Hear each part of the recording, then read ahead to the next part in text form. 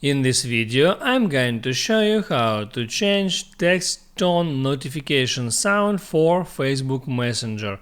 That is quite simple and easy to do, so let's begin. First, open up the Messenger app and then hit on your profile icon. Now here tap on Notifications and Sounds and there select Text Tone. Now there you can switch between different message notifications simply by tapping on each sound, and also at the same time you can listen to that sound and select the sound that you like. That is all about how to change text tone sound on Facebook Messenger, so don't forget to hit the like button and subscribe to my channel.